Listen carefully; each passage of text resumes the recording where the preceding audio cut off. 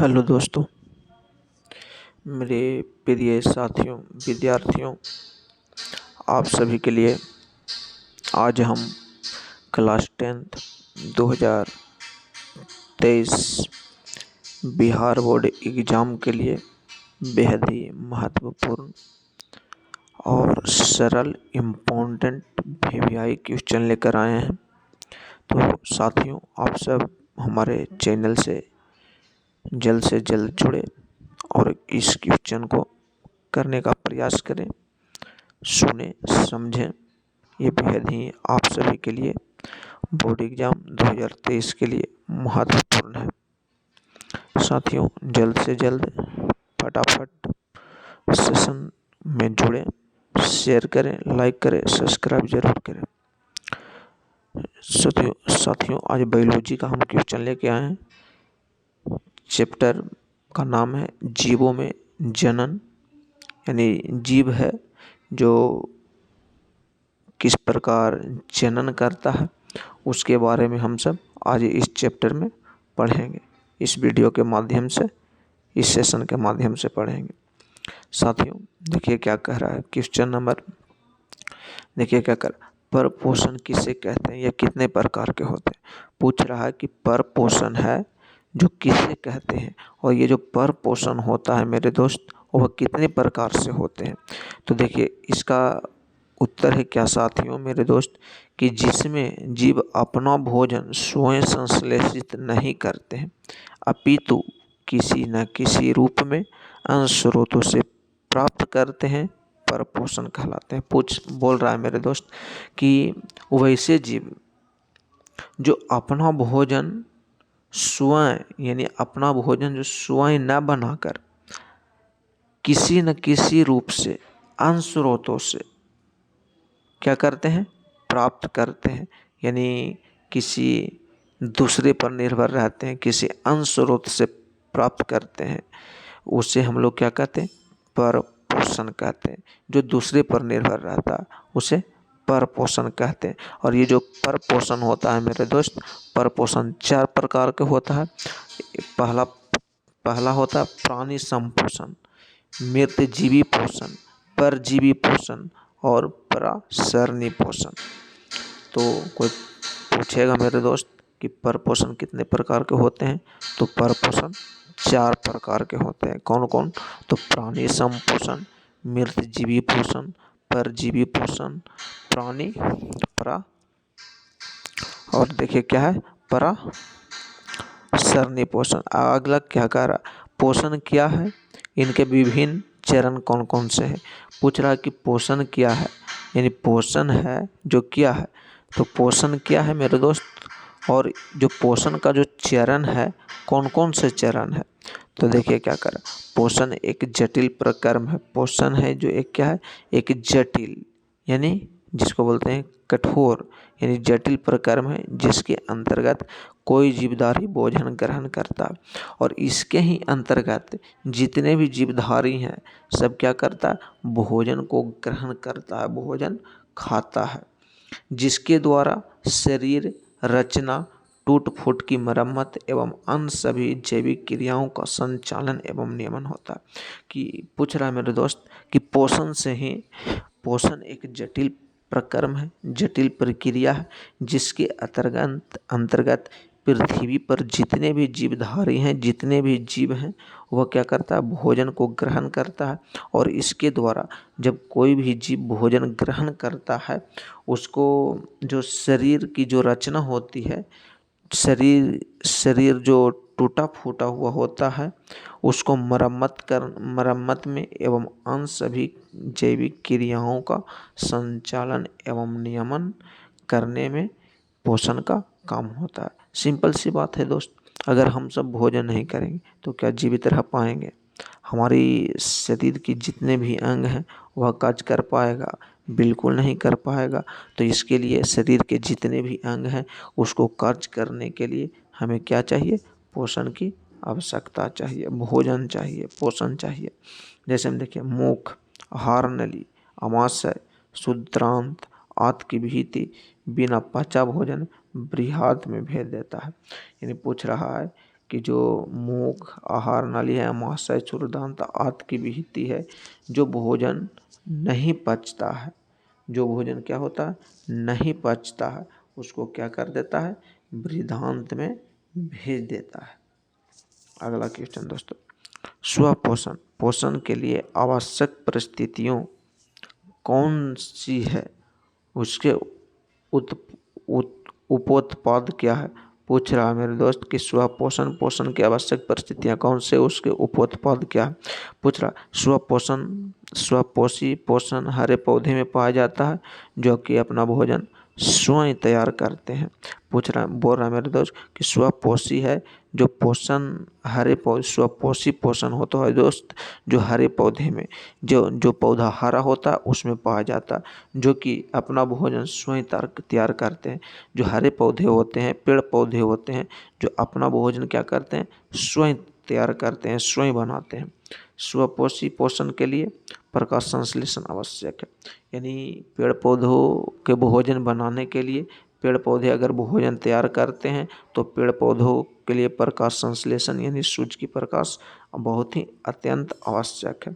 हरे पौधे सूर्य की प्रकाश की उपस्थिति में क्लोरोफिल नामक वर्णन से CO यानी कार्बन डाइऑक्साइड और जल द्वारा कार्बोहाइड्रेट का निर्माण करते हैं। बोल रहा है मेरे दोस्त कि पेड़ पौधे जो सूर्य का जो प्रकाश मिलती है उसकी उपस्थिति में, सूर्य की प्रकाश की उपस्थिति में क्लोरोफिल नामक एक वर्णन यानी क्लोरोफिल नामक एक वर्णक और जल द्वारा कार्बोहाइड्रेट का निर्माण करता है। सूर्य की प्रकाश की उपस्थिति में पेड़ पौधे क्या करते हैं, क्लोरोफिल नामक वर्णक के साथ साथ जल द्वारा और अपने जड़ के माध्यम से जो जल ग्रहण करता है उस जल के द्वारा कार्बोहाइड्रेट का निर्माण करते हैं और इस क्रिया में ऑक्सीजन गैस बाहर निकलती है। और इस जो क्रिया होती है दोस्त, इसी क्रिया के माध्यम से पेड़ पौधे क्या करते हैं, ऑक्सीजन गैस छोड़ते हैं और कार्बन डाइऑक्साइड लेते हैं। और जो ऑक्सीजन पेड़ पौधे छोड़ते हैं वो लोग हम मनुष्य, पशु पक्षी, जीव जंतु, पृथ्वी पर जितने भी प्राणी हैं, जितने भी जीव जंतु हैं, सब क्या करते हैं, ग्रहण करते हैं। अगला देखिए, जैव प्रकर्म क्या कह रहा है, जैव प्रकर्म क्या, सूर्य का प्रकाश, क्लोरोफिल, कार्बन डाइऑक्साइड और जल स्वपोषी पोषण के लिए आवश्यक परिस्थितियां। इसके उत्पाद आणविक ऑक्सीजन। बोल रहा है मेरे दोस्त कि सूर्य का प्रकाश है, जो सूर्य का प्रकाश, क्लोरोफिल, कार्बन डाइऑक्साइड और जल स्वपोषी पोषण के लिए आवश्यक परिस्थितियां हैं।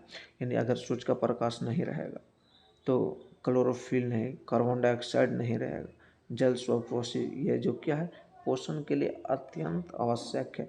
ये सब के बिना जीवन क्या है, अधूरा है।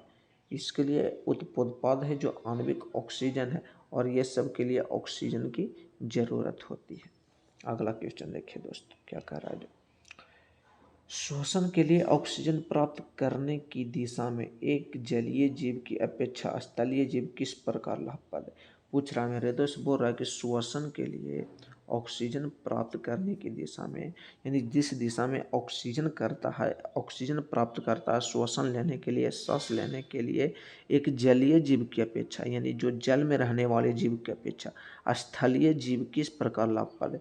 यानी जलीय जीव की अपेक्षा जो स्थल यानी भूमि पर रहने वाले जीव हैं वह किस प्रकार लाभप्रद है, यानी उसका किस प्रकार लाभ मिलता है। आगे देखिए, जलीय जीव जल में विलेय ऑक्सीजन का उपयोग करते हैं। सीधी सी बात है, यानी जलीय जीव है जो पानी में रहने वाले जीव हैं, जो जल में रहने वाले जीव हैं, वो क्या करते हैं, जो जल में ऑक्सीजन विलेय रहता है, जो जल में ऑक्सीजन घुली हुई रहती, उसको उपयोग करते हैं। क्योंकि जल में विलेय ऑक्सीजन की मात्रा वायु में ऑक्सीजन की मात्रा के तुलना में बहुत कम है। क्या कह रहा कि जल में जो विलेय ऑक्सीजन की मात्रा है वायु में ऑक्सीजन की मात्रा की तुलना में क्या है, बहुत ही कम है। यानी जल में ऑक्सीजन की मात्रा क्या है, बहुत कम है, और वायु में क्या है, बहुत ज़्यादा है। इसलिए जलीय जीव की श्वास दर स्थलीय जीव की अपेक्षा दुरुस्त होती है। यानी इसलिए ये जो जलीय जीव की श्वास दर होती है वह स्थलीय जीव की श्वास दर की अपेक्षा क्या होती है, दुरुस्त होती है, यानी कमज़ोर होती है। यानी जलीय जीव का जो श्वास होता है वह क्या होता है, कठिनाइयों से भरा हुआ होता है। जल में कम श्वास होने के कारण और स्थल पर श्वास ज़्यादा होने के कारण क्या होता है, स्थलीय जीव का श्वास अधिक मात्रा में मिलता है। तो स्थलीय जीव श्वसन के लिए वायुमंडल के ऑक्सीजन का उपयोग करते हैं। यानी स्थलीय जीव है जो श्वसन के लिए, सांस लेने के लिए वायुमंडल के ऑक्सीजन का उपयोग करते हैं। श्वसन के लिए ऑक्सीजन प्राप्त करने की दिशा में एक जलीय जीव की अपेक्षा स्थलीय जीव इस प्रकार लाभप्रद है। यानी सीधी सी बात है कि जल में जो ऑक्सीजन घुला हुआ रहता है वह कम, जल में बहुत ही कम मात्रा में ऑक्सीजन रहता है और वायुमंडल में, हवा में ऑक्सीजन की मात्रा, वायु में ऑक्सीजन की मात्रा अधिक होती है। अब देखिए आगे क्या करा, श्वसन क्या है, पूछ रहा है कि श्वसन क्या है, जो सांस लेने की प्रक्रिया हम लोग करते हैं, श्वसन जो हम लोग सांस लेते हैं वो क्या है। पूछ रहा, शरीर के बाहर से ऑक्सीजन को ग्रहण करना, शरीर के बाहर से ऑक्सीजन को ग्रहण करना तथा कोशिकीय आवश्यकताओं के अनुसार खाद्य स्रोत के विघटन में उसका उपयोग करना श्वसन कहलाता है। हम लोग अपने शरीर में सांस लेते हैं, ऑक्सीजन लेते हैं, वह कहाँ से लेते हैं, शरीर के बाहर से ग्रहण करते हैं, शरीर के बाहर से ग्रहण करते हैं, सीधी सी बात है। और उसके अनुसार खाद्य स्रोत के विघटन में उसका उपयोग श्वसन कहलाता है। और जो श्वसन हम लोग लेते हैं, श्वसन लेते हैं और जो हम लोग खाद्य पदार्थ खाते हैं उसका जो विघटन होता है तो उसी को हम लोग क्या कहते हैं, श्वसन कहते हैं। ये इसे निम्न समीकरण द्वारा समझाया जा सकता है, जैसे में C6H1 120 प्लस 660 यानी 6CO2 प्लस 6H2O है, इसके प्लस 667 KCl यानी कैलोरी, यानी 667 कैलोरी। आगे देखिए,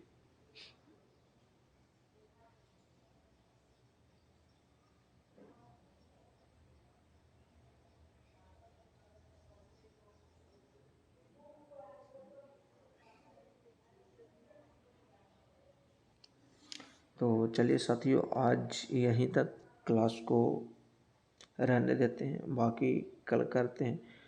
आप सब कमेंट में ज़रूर बतलाइएगा आप सभी को क्लास कैसा लगा। ये क्लास बेहद ही 2023 बिहार बोर्ड एग्ज़ाम के लिए महत्वपूर्ण है मेरे दोस्त, और अधिक से अधिक दोस्तों के साथ शेयर कीजिए, चैनल को लाइक कीजिए, सब्सक्राइब कीजिए। तब तक के लिए जय हिंद, जय भारत।